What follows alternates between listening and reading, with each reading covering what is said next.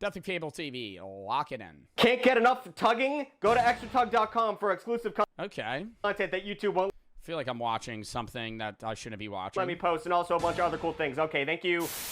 When Netflix premiered House of Cards in 2013, viewers were treated to an opening scene showing Kevin Spacey committing animal cruelty with a foghorn leghorn accent. And just as he smothered the random dog in some roundabout analogy, this little artistic move had Netflix themselves smothering the entertainment vessel we sailed on our whole lives, cable TV. Not only did this jaw-dropping Dude, cable TV is dead as f***.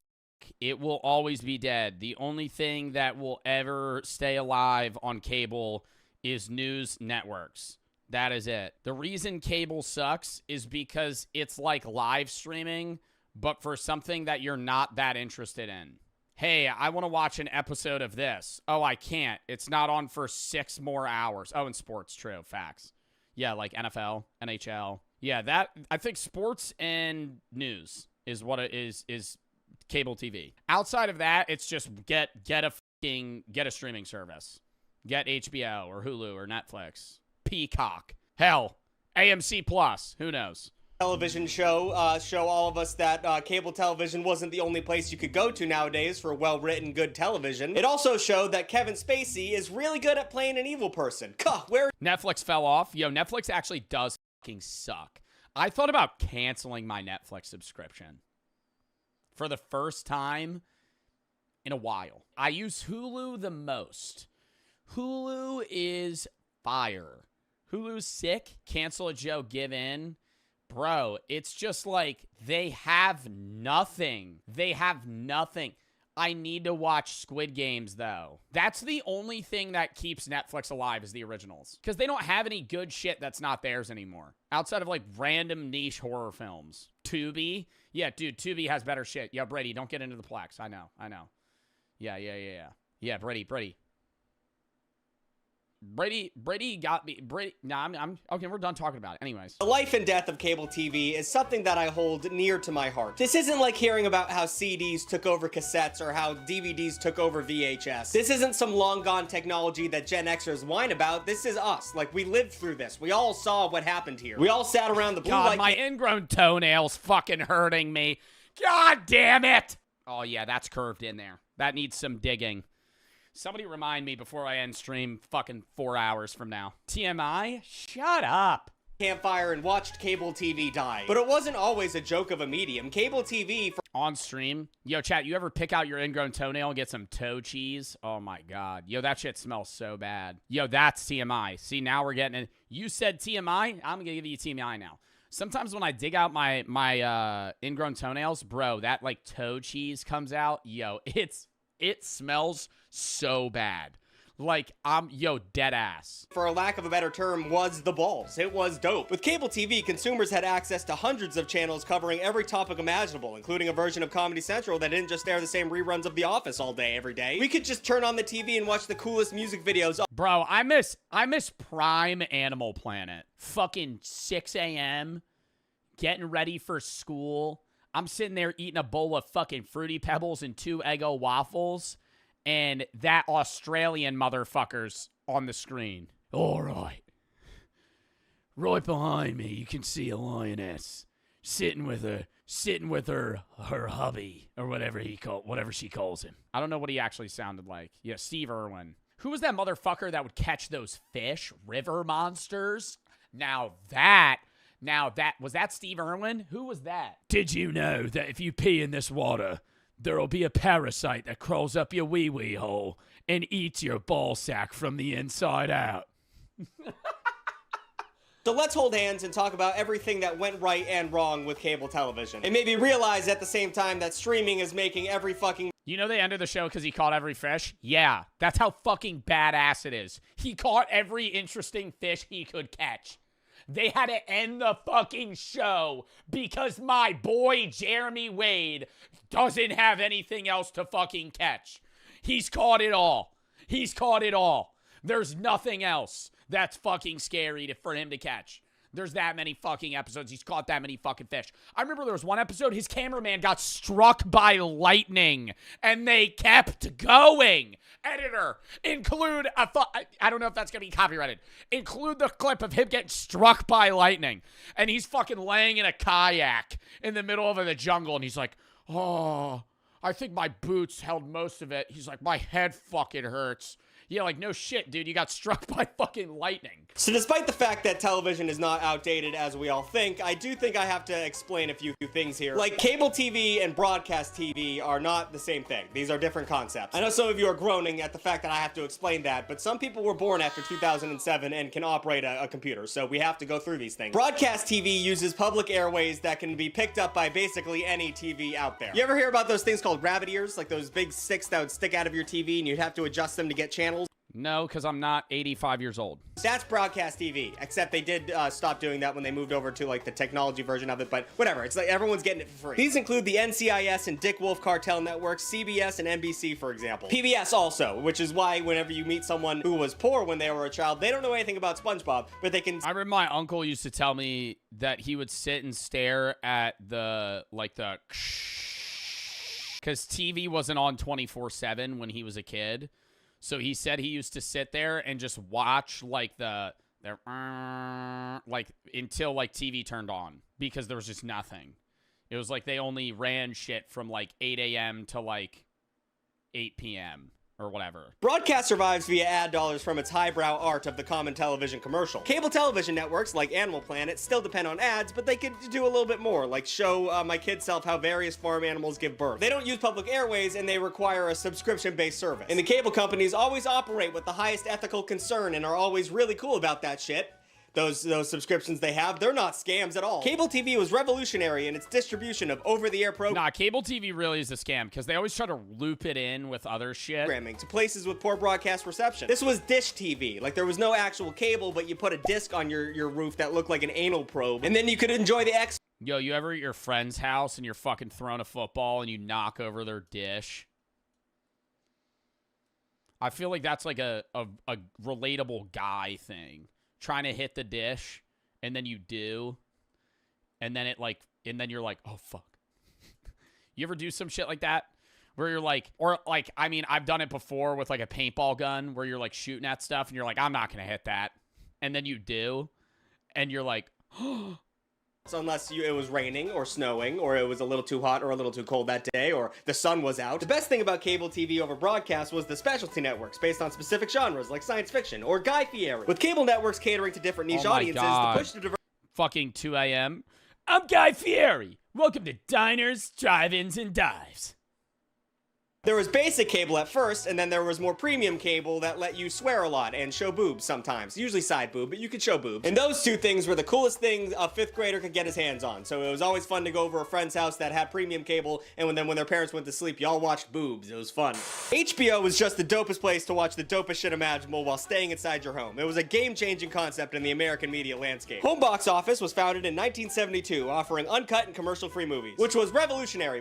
That's what HBO stands for? Before streaming made our brains all small and peanut-like. It was especially wild back then, because if you wanted to watch a movie that wasn't in theaters, whoops. That you shouldn't think that, because that's impossible. I mean, yes, they did play movies sometimes on broadcast TV, but they were really old and no one cared about them, and also they would cut them down so they would fit into the TV format, and it just sucked. So HBO was filling that void. Before Game of Thrones and The Sopranos, HBO offered its first original series on September 8th, 1972, called Martha's Attic. And it had a different kind of anti-hero that HBO became famous for over time. Instead of a rough and rowdy, down-to-earth white guy, it actually was showing off a puppet. It was a puppet show for kids. Weird start to what this channel would become. The only notable thing in the 70s was like behind the NFL or inside the NFL. It was a show for dads, and dads loved it everywhere. They rejoiced. By the 80s, the network branched out with more puppets for some reason with Fraggle Rock, but other hit shows like Philip Marlowe, Private Eye, and Tales of the Crypt came around. Fun fact, the dude from Tales from the Crypt is my sleep paralysis demon. That dude was way too scary to be a Jim Henson creation. By the end of the 90s, HBO really cemented its status of prestige that we all know it for today, with the yearly premieres of iconic shows Oz in 97, Sex and the City in 98, and The Sopranos in 99. So HBO was showing everybody that cable cable, it could be pretty dope as fuck, but that had some pretty unintended consequences. Ted Turner is a name we have to bring up.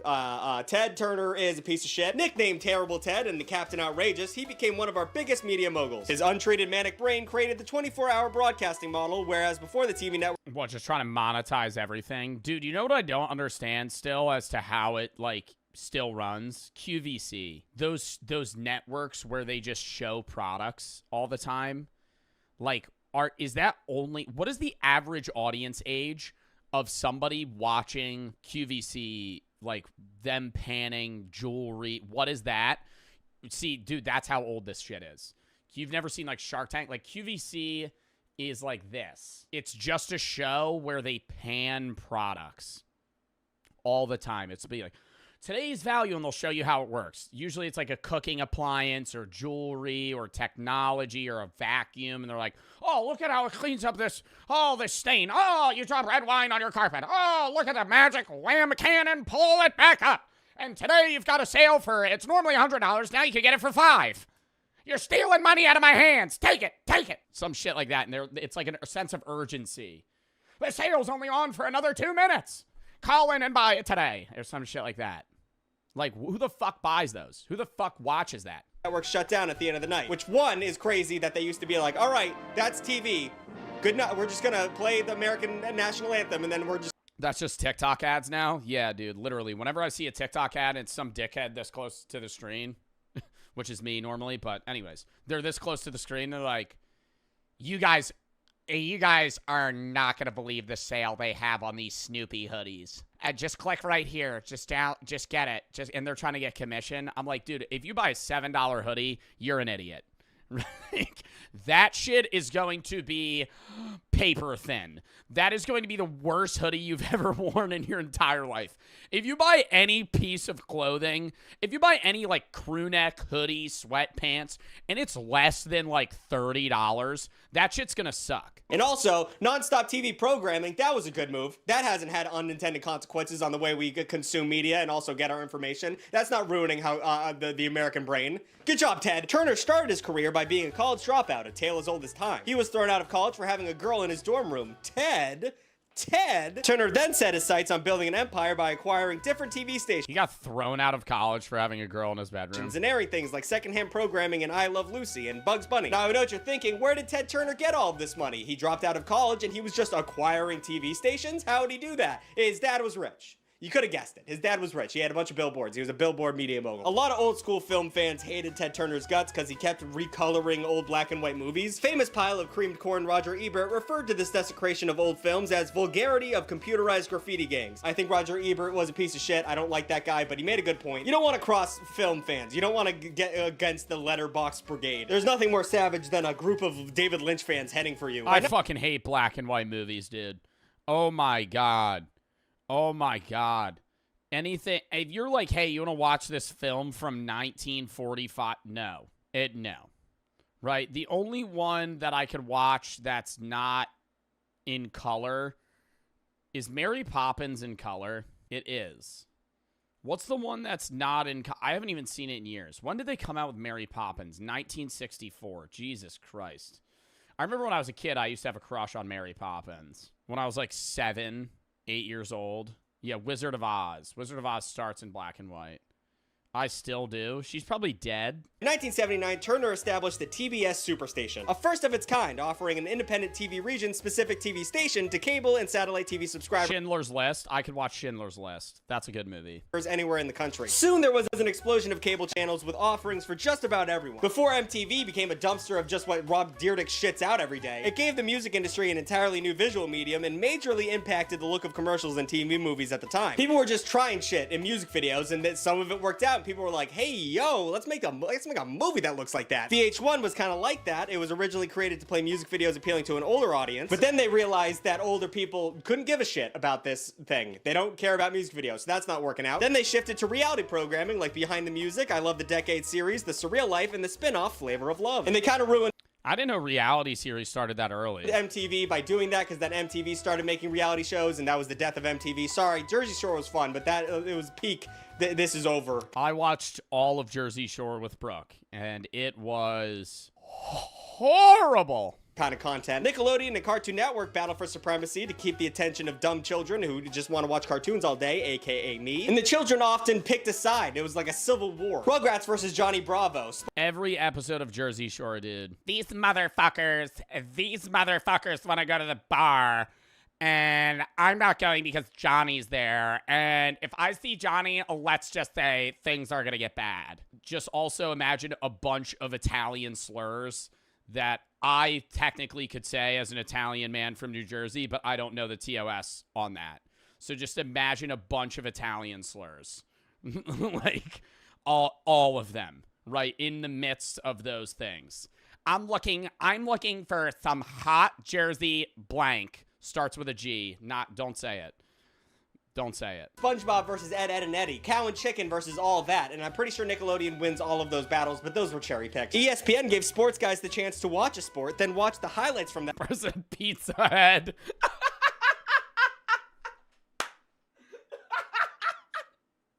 Is that a slur? Is you just come up with that? What the fuck? Is that what they call Italians? Dude, I've never had somebody call me Pizza Head.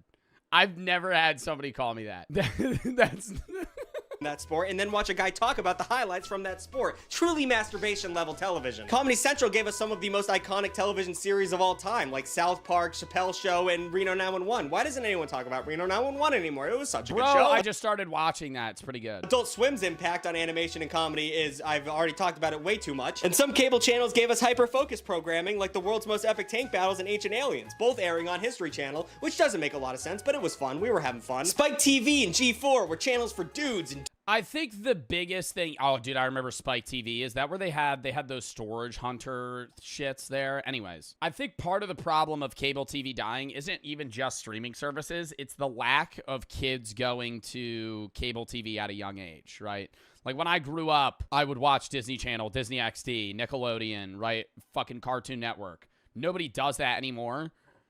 So they're not introduced to cable TV, so they have no aspiration to ever get it. So they just lose customers. Dudes only. HGTV, Oxygen, and TLC was for the ladies, for the dainty ladies. And I don't know if advertisers back then knew about non-binary folk, but if they did, it was probably Steven Universe, probably Cartoon Network. That did a lot for the culture. Then you have more nondescript channels like TBS, TNT, USA Network, True TV, and A&E, and they would just pump out whatever the fuck. They were just making content for anyone who would watch it. You turn on TNT and you're gonna watch an NBA Finals game, a home improvement show, and like a cooking show all within a 2-hour block. It was pretty fun. But the term golden age only exists when the ages that follow it were notably shittier than the ones that preceded it. And oh boy, did things get shitty. They got real shitty real fast. The fall. Soon after its peak, cable TV was fully oversaturated with many When did cable TV start shitting the bed? Probably like 2012 was likely the start of the decline, but I didn't realize it because I was like 10. But I remember I started watching YouTube more and more in like 2014, 2015, 2016. And when that happened, it was just like I never watched cable after that. channels covering the same ground and lots of the same shows were airing. Lucrative syndication deals became the goal for any television show, leading so many shows to sputter in terrible final seasons just to reach the number of episodes needed to get syndication. Syndication gave networks an option that was way cheaper than making your own original programming. So naturally, the business geniuses just gave up on making good shows and just said, hey, let's just air Friends and Seinfeld until we die. MTV is the biggest culprit of this bullshit, by the way. That channel has been a well-known joke for— Yeah, do they still air Friends on, like— you ever stay at a hotel and they only have like 7, 8 channels? And if it's ever past 9 p.m., Nickelodeon's running Friends. Always. Always. It's just Friends. If you have cable right now, go on your guide and scroll on Nickelodeon to like past 9 or 10 p.m. It's Friends. With ridiculousness occupying most of the broadcast hours in the week, the channel has become an unkillable zombie version of its former self. They completely gave— Yo, peak cable— end of cables when they stopped showing George Lopez at 3 in the morning. Because that was not— dude, like kids growing up today, who here grew up waking up to TV with George Lopez playing? Probably not. Probably like anybody below like 15, 16 didn't, right? But anybody that's like 16 to 25, like around my age, probably grew up where you'd like low, right? Duh. your little eye up. Go watch Adult Swim on the TV. Go tonight, stay up a little late and watch Adult Swim. There's no more ads on that channel. It's just ads for Paramount Plus. They've given up on trying to make money, just sending people to Paramount. Speaking of which, I don't think Cartoon Network even exists anymore. Like, the channel is still up, but like people on Twitter who used to work there say like the channel is pretty much gone. Like, no one works at Cartoon Network anymore, and that's fucking scary. All of Do they really? Do they not make new shows? TV networks were forced against their will to shift their focus onto their own streaming platforms, which most of which haven't made a profit yet, and by the time this video is out, could already be shut down. I mean, Peacock, that shit sucks, and it's not gonna be around for long. Dude, it sucks because it's like there's like a free version and then there's like a paywalled version for like half of it. Not to mention everything and they run ads on YouTube. I mean, the internet, people don't talk about how much the internet fucked over cable TV. I mean, have you talked to someone born after 2005? Oh my god, it's Lunchley in Prime. It's Lunchley in Prime. They wouldn't know how to find the Mr. Beast Feastables bar. The channel on the TV. All the media they consume comes from the internet. The true beginning of the end from when cable TV threw in the towel was when they started airing streaming shows on cable TV. Like, they started showing BoJack Horseman on TNT or whatever. They said, you know what? Did they really? You win. It's over. We're just gonna, you guys are doing everything. We're just gonna pretend to be you in a Uno reverse card. When I have access to it, I'll admit, I watch cable TV to bring myself back to a simpler time. Sitting down and watching Shark Tank again makes me feel, it's like, I feel simple. I feel simple. Having Yeah, but it just sucks having an ad break every fucking 3 minutes. I'd rather pay $10 a month to not watch 5 minutes of ads every 5 minutes. When ad breaks too, I miss that. Not the shit YouTube does where I'm just watching the dime bar. YouTube, it's consumable because it's like you get an ad, yeah, every 5-6 minutes, but it's 20 seconds long. So it's not like you just fucking go take a piss and come back. At the bottom go down so I can hit the skip button. Or the shit Hulu does where it just shows me the same ad 7 times in a row. But just hearing a cheesy... Oh my god, yeah, Hulu just shows that Hulu gets 2 sponsors every 6 months. Seen on TV ad about some useless gadget while I stand up to go grab a snack or take a piss. It gives you a break from the media. Going back to cable TV in 2024 is like visiting your grandma in a nursing home. It's cute and you both get to relive your own versions of memories, but you know, this isn't gonna last forever. Cable TV did a lot for my generation and the generation that came before me. We were practically raised on television. But all good things come to an end, and I'm pretty sure the end of cable TV has already happened. I mean, yes, it's still around, but so is radio. You know, it's always gonna be here, but it's not a... Yo, that's facts. Who the fuck listens to the radio? Oh my god.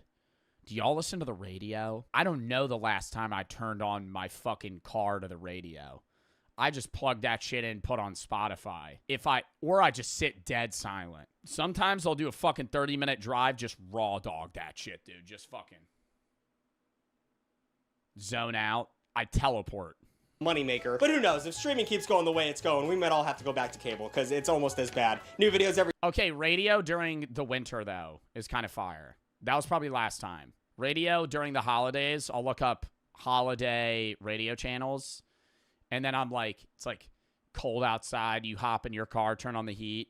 Oh, the weather outside is frightful. And then I'm sitting there like... Every Saturday and Wednesday. Thank you for watching. Like... And then they turn on, and that, yo, you know what pissed me off? Mariah Carey did the fucking "It's Time" on November 1st.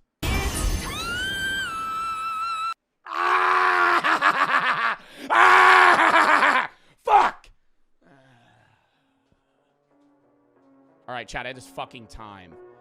It is time for fucking OG Fortnite.